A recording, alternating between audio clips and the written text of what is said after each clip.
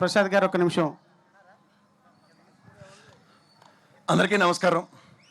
నాకు జడా శ్రవణ్ అత్యంత ఆత్ముడు.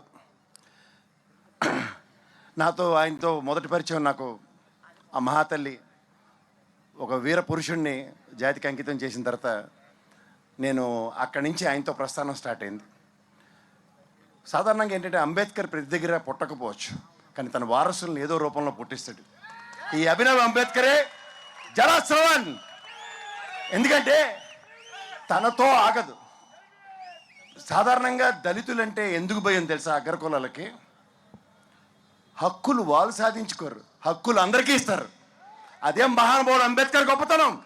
ప్రతి ఒక్కరికి హక్కులు ఇచ్చిన తర్వాత ఆ హక్కుల కోసం ఏమైందిరా అని అడిగితే మళ్ళీ శ్రవణ్ని ఇచ్చాడు. ఏంటంటే వాళ్ళ హక్కులకి ఇవ్వయ్యా, తీసుకెళ్ళిపో. ఏ రాజ్యాంగ సవరణలు చేశారు, ఏ లెజిటిమేట్లు చేశారో అది నీతోనే నా ప్రస్థానం ఏదైతే ఉందో దాని కొనసాగింపుగా ఈ అభినవ్ అంబేద్కర్ ఇవాళ సమాజానికి ప్రతి కష్టంలోనూ ఉంటాడు. సుఖంలో ఉండేవాడు కాదు జడా శ్రవణ్, కష్టంలో ఉండేవాడు. ఇందాక మా ఆంధ్ర యూనివర్సిటీ ప్రొఫెసర్ గారు చెప్పారు, తనదే పార్టీ ఒక అవకాశం ఇద్దాం ఆయనకి. రాజ్యాంగాన్ని ఎలా వణుకుతాం? మహానుభావుడు అంబేద్కర్ని ఓడించారు, ఈ మహానుభావుడు కూడా ఓడించుకుంటావా?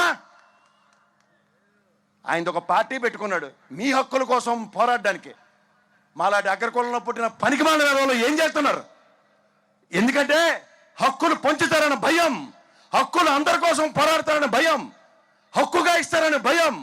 ఈ భయాన్ని మళ్ళీ శ్రవణ్ రూపంలో రుచి చూపిస్తుంటే మనం సంతోషపడ్డం కాదు, భయాన్ని దారి వేసి ముందుకు తీసుకెళ్ళండి. వాళ్ళకి నిలబడని ఎన్నాళ్ళు పడుకుని ఉంటారు, అణిచివేతకి ఎన్నాళ్ళు గురై ఉంటారు. ఎవడో ఒకడు అంబేద్కర్ గారు రాజ్యాంగం రాశారు, హక్కులు ఇచ్చారంటే ఆ హక్కులు కూడా ఎత్తేశారు. ఏం చేయాలా? మళ్ళీ శ్రవణ్ రావాలా? శ్రవణ్ కూడా పోరాడుతూనే ఉండాలా? రాజ్యాంగబద్ధ పదవి ఇచ్చి పోరాడమనండి. ఎవడి కోసం ఆగుతారో చూద్దాం. స్తంభింపజేస్తాడు అసెంబ్లీని, పార్లమెంట్కి పంపించాడు, స్తంభింపజేస్తాడు. ఆ పని చేస్తాడని అంబేద్కర్ ఓడగొట్టారు. ఇండియా అదే పని చేస్తారా? ఏం ఎన్నాళ్ళు అణిచివేత? దేవుడు గుళ్ళాడిది చర్చి. ఒక సాంతన పొందితే దాంట్లోంచి వచ్చే ఉపద్రవం ఎలా ఉంటుందంటే జాతి కోసం కాదు దేశం కోసం పోరాడతారు.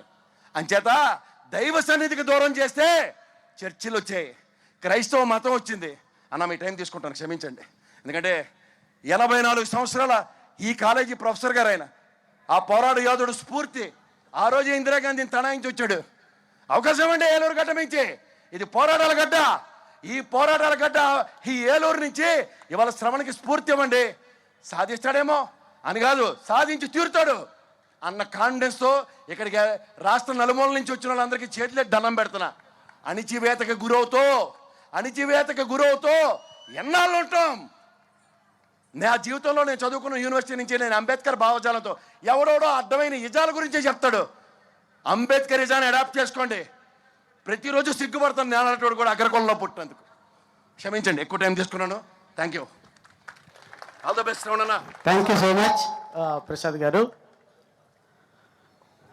ఈ వేదిక మీద ఉన్నటువంటి విఘ్నులు, డాక్టర్ బిఆర్ అంబేద్కర్ వారసులు, వేదిక ముందున్నటువంటి దైవ సేవకులు, దేవుని సహాయకులు, విచ్చేసినటువంటి డాక్టర్ బిఆర్ అంబేద్కర్ వారసులు,